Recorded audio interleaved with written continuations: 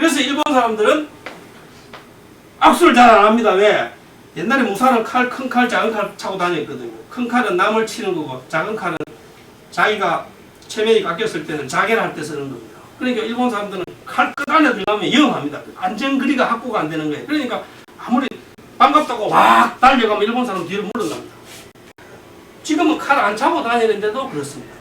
그 다음에 일본 사람 전화 받을 때 어떻게 전화 받습니까? 아무도 안 보는데 하이 와카리마시타 소데스까 숨 넘어갑니다. 왜? 그리 안 하면 바로 칼이 날아갔거든요. 옛날에.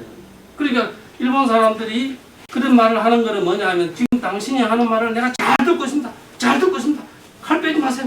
그 얘기입니다. 오늘날 아무도 칼 차고 다니지 않는데도 일본 사람은 그럽니다. 일본 사람하고 대화하다가 두 번만 답을 안 해보시면 저쪽에서 뭐라는 줄 압니까? 기꺼이마세요까? 안 들립니까? 이렇게 나옵니다.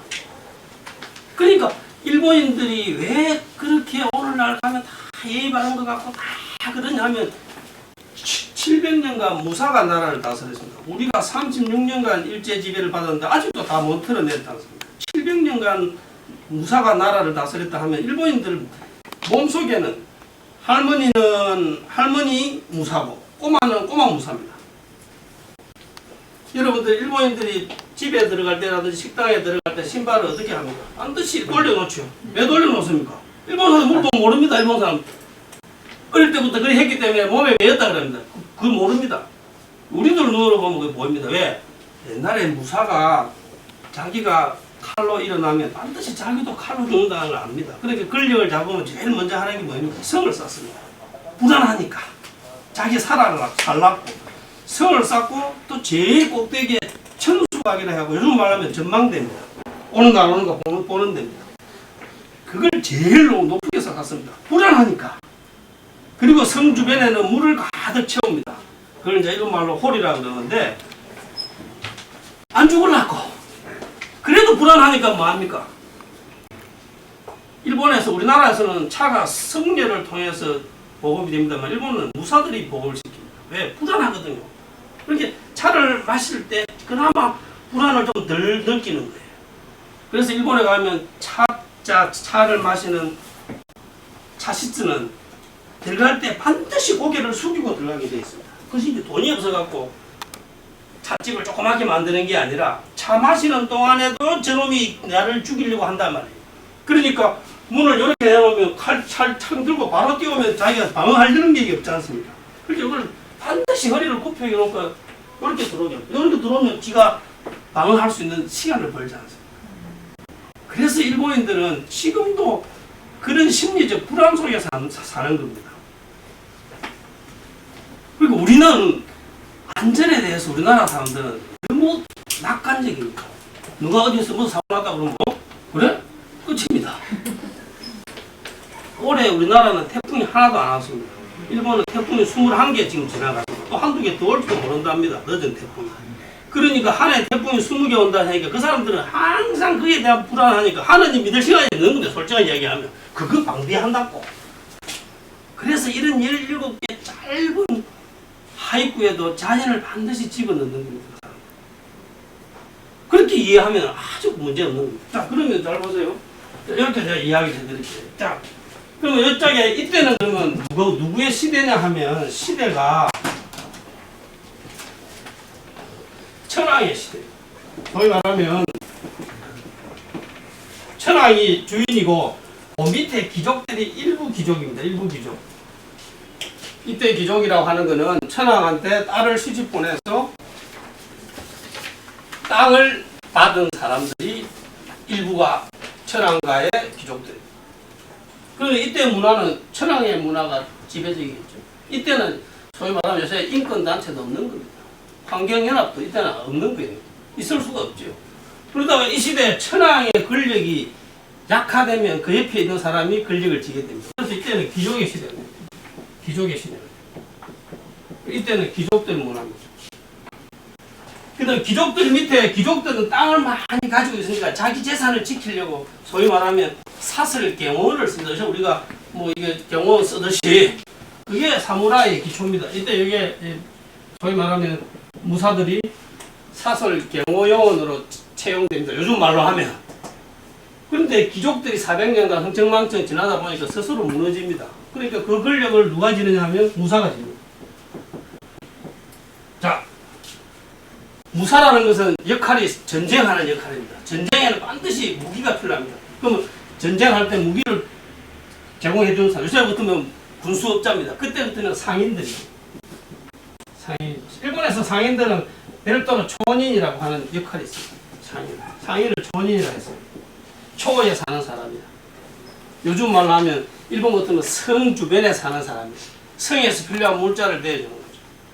옛날에 우리나라에는 사하촌이라 해갖고 절 주변이 먹고 살기 좋았어요. 절에서 필요한 물자 대주고 절에서 공사할 때 몸으로 일하고 먹고 살았어요. 근데 일본은 성 중심이니까 조카마치라 그래서 성 밑에 이런 마을이 있었단 말이에요.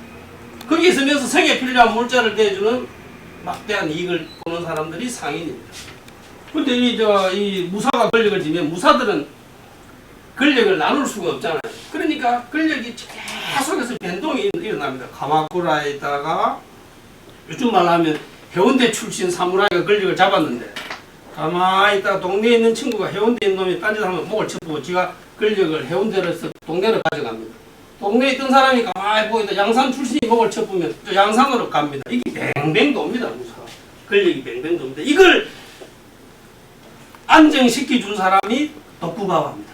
도쿠가와가 시대가 이 근세입니다. 이때 우리하고 조선통신사가 오고 가게 되는 게 이때입니다. 자, 여기서 이제 무사가 쭉 이어져 오는데 이때 이제 덕천가강이라 해갖고 도쿠가와라는 도쿠가와 이에야스가 오지 않습니까? 그래서 이때를 우리가 근세라 하기도 하고 도쿠가와 시대라 하기도 하고 또 이때 수도가 그냥 오늘날의 도쿄의 옛날 이름이 에도입니다.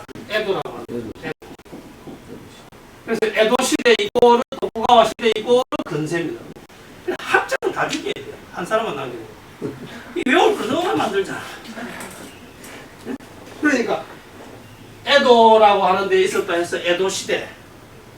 일본에 가서 에도 시대 하면 다 통하거든요. 그 다음에 그때 권력을 누가 갖고 있었는데 도쿠가와가 있었어요. 도쿠가와가 1대부터 5대까지 15대까지 해먹었어요. 근데요 3살짜리 권력자가 있습니다. 그 권력을 행사하겠습니까? 도쿠가와 가문에서 인물이 없어요. 억지로 해갖고 15대까지 옵니다. 도저히 더 이상 권력을 이어갈 수가 없어요. 다시 권력을 천황한테 돌려줍니다. 그게 명치유신입니다. 자, 명치유신, 이게 우리가 여러분들 다 잘 알고 있는 명치유신이라고 하는 건데, 자, 한번 물어보겠습니다. 왜 명치유신이라고 했을까요? 이때까지, 자, 여기서부터 여기까지가 무사들의 시대입니다. 무사들의 시대인데, 근세에는 권력은 도쿠가와가 쥐고 있지만은 사실은 그 경제권은 누가 쥐고 있냐면 상인들이 쥐고 있었습니다. 그래서 이때부터 일본의 대중문화라는 게 엄청 생깁니다. 나중에 얘기를 해드리겠습니다. 자, 어쨌든 끝까지 가보겠습니다. 왜 명치유신이라 할까요? 무사들이 칼 차고 다니니까 사람들이 숨을 제대로 못 쉬잖아요. 서양 문화가 들어왔는 거 아닙니까? 예, 그런 것도 있습니다. 무사들한테 특권을 하나 줬습니다. 무슨 특권이 있냐면 피리스테 고멘이라는 게 있어요. 킬이라는 것은 목을 치는 겁니다. 이 길을 가다가 행실이 나쁜 사람을 보면 무사는 그 자리에서 적결로 목을 칠 수 있습니다. 그걸 킬이라는 겁니다. 목을 쳤다. 스테는 내버린다는 겁니다. 피리스테는 목을 쳐서 내버린다. 우리가 나무 집에 들어갈 때 뭐랍니까? 고멘나사이 그러죠. 고멘이라는 것은 용서 이 뜻입니다. 그렇게 목을 쳐서 내버려도 용서가 되는 법이 있었어요. 무사들한테만 적용되는 법입니다. 그러니까 무사가 나타나면 주민들은 바싹 긴장하는 거예요. 저놈이 어제 술 먹었다. 저기 어제 저놈이 다른 사람하고 싸웠다. 그러니까 들어가면 그 자리에서 목이 날아간단 말이에요. 그러니까 사람들이 엄청 조심한다. 그러니까 겁나는 거야. 무사 정권이라는 게. 그러니까 어두운 무사 정권이 끝나고 밝게 다스리겠다. 밝게 다스린다. 그래서 일본 사람들이 제일 좋아하는 천황이 누냐 하면 명치천황이에요. 그 군사, 소위 말하면 군사 독재 정권을 벗어나게 해준 천황이니까요. 이때 명치천황이 10대 천황이 됐습니다. 엄청 또 오랫동안 이 사람이 명치 천황이 군림합니다. 그래도 일본인들이 제일 좋아하는 게 일본 천황이, 지금 천황이 125대거든요. 125대째인데 제일 좋아하는 천황이 명치 천황입니다. 여러분 일본 가서 명치가 붙은 거는 전부 다 인류입니다. 자, 우유, 메이지 규유 인류 브랜드입니다. 메이지다 해갖고 명치대학, 일제시대 때 명치대학 다녔다고 보면 와세다, 명치 이런 다 일본의 인류대학입니다. 뭐 명치건설 다 인류입니다. 브랜드가 인류란 말이죠. 왜? 명치니까. 그 다음에 유신이 뭡니까? 유신. 일본말로 하면 이신인데. 자, 이어서 새로 배우. 그렇죠. 기존에 있던 제도를 확 바꾸어서 새로운 제도를 쓰는 것을 유신이라고 하는데, 구테타하고 다릅니다. 구테타는 불법적으로 하는 게 구테타입니다. 유신은 합법적으로 하는 겁니다. 우리가 박정희 대통령이 옛날에 10월 유신이라는 것은 이 명치 유신에서 이름을 따온 겁니다. 그래서 권력을 합법적으로 천황한테 넘긴 겁니다. 그래서 메이지 유신이라고 합니다. 메이지 구테타라고 하지 않는 겁니다. 그래서 어쨌든 이렇게 하고 쭉 왔습니다. 그리고 2차 대전이 끝난 데가, 끝나고부터가 일본에서 현대라는데 이 두 개를 묶어가지고 그냥 근대라 하기도 한다, 이렇게 이해하시면 됩니다. 자, 그러면 문화는 어떻게 바뀌었을까? 자, 이번에 지금 얘기를 하겠습니다. 자, 이때는 와카라고 하는 게 생깁니다. 와카라고 하는 것은 이런 겁니다. 자, 이 시기에는 중국의 한시가 서로 의사소통을 하는 커뮤니케이션 수단이었습니다. 요즘 말로 하면 이메일 같은 것도 없었으니까 서로 한시를 주고받는 겁니다. 말을 할 때. 그러면 지식층들은 내가 한시로 이렇게 이야기하면 저쪽에서도 그 의미를 듣고 답을 하는 겁니다. 그걸 보고 서로 이렇게 커뮤니케이션을 했습니다. 그러다 보니까 일본에서도 지식인들은 전부 다 한자를 썼단 말이에요. 그런데 가만히 보니까 자기라는 것을 인식하기 시작해서 한 거예요, 일본인들이. 그래서 나온 게 와카입니다. 이 와카라고 이름을 지은 이유가 한신을 의식하고 지은 겁니다. 한신은 아무리 잘해도 그건 중국 겁니다.